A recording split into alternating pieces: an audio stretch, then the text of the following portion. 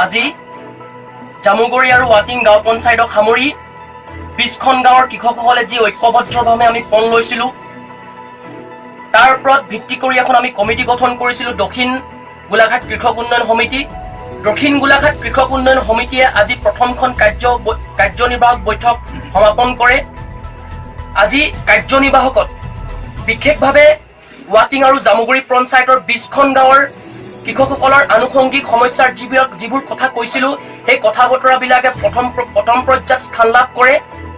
আজি আমাৰ সিদ্ধান্ত হ'ল যে অসম চৰকাৰৰ বন বিভাগে ঘোষণা কৰা 6 কিলোমিটাৰ জোৰা বৃহৎ যি সোলাৰ ফেন্সিঙৰ কথা কৈছে হাতী আৰু মানুহৰ সংঘাতৰ সমস্যা সমাধানৰ বাবে এই সোলাৰ ফেন্সিং ক'ত হ'ব আৰু কিদৰে আমি সাৰ্ভে কৰি জৰীপ কৰি কেনেকৈ ফৰেষ্ট ডিপাৰ্টমেণ্টৰ সহযোগত আমি সমাধান কৰিব পাৰি কথা বতৰাবিলাক আলোচনা কৰা হয়।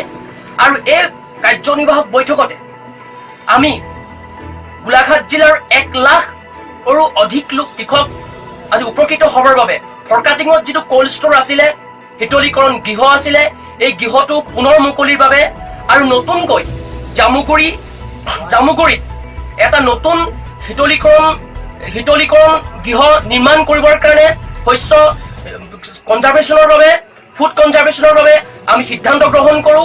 অসম চৰকাৰৰ দৃষ্টি আকৰ্ষণ কৰিবলৈ সিদ্ধান্ত গ্ৰহণ কৰোঁ আৰু লগতে আমি যিটো কথা কৈছো যে হাতী আৰু মানুহৰ সংঘাত সমস্যা সমাধান হ'লে নহ'ব, আমি হাতী সংৰক্ষণৰ কথা ভাবিব লাগিব। ফাৰ্ষ্ট প্ৰায়ৰিটিটো আমি এলিফেণ্ট কনজাৰ্ভেশ্যনৰ ওপৰত দিছোঁ আৰু হাতীৰ খাদ্যৰ যোগানৰ বাবে দৈয়াং ফৰেষ্ট ৰিজাৰ্ভত আমি এক বৃহৎ অঞ্চলত আমি হাতীক খাদ্য যোগানৰ বাবে কলগছকে ধৰি হাতীয়ে খোৱা যিবোৰ আমাৰ খাদ্য আছে ঔটেঙা পাতিদৈ এই সকলোবোৰ ৰোপণ কৰি আমি কেনেকৈ হাতীক বন্য হস্তীক আমি যোগান ধৰিব বাবে কথা বতৰাবিলাক আলোচনা কৰা হৈছে।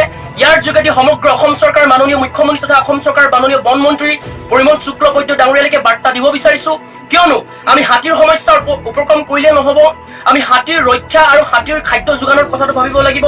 Elephant conservation provide for elephant ফুডছৰ কথা ভাবিব লাগিব। গতিকে আমাৰ ৰাজ্য চৰকাৰে আমাক সহযোগিতা আগবঢ়াওক, অসম চৰকাৰ মাননীয় বন মন্ত্ৰী পৰিমল শুক্লবৈদ্যই আমাক সহযোগিতা আগবঢ়াওক। নিশ্চিতভাৱে আশা কৰোঁ আগন্তুক দিনত শক্তিশালী মানসিকতা লৈ আমাৰ যিবিলাক প্ৰপগেণ্ডা, আমাৰ যিবিলাক প্লেনিং, আমাৰ যিবিলাক পৰিকল্পনা সেই পৰিকল্পনা ছাকচেছফুল হ'ব। গতিকে আমি আশা কৰোঁ আগন্তুক দিনত ৰাইজৰ সহযোগত বন বিভাগৰ সহযোগত অসম চৰকাৰৰ সহযোগত নিশ্চিতভাৱে আমাৰ পৰিকল্পনা ছাকচেছফুল হ'ব বুলি আমি ধাৰণা কৰোঁ। ধন্যবাদ।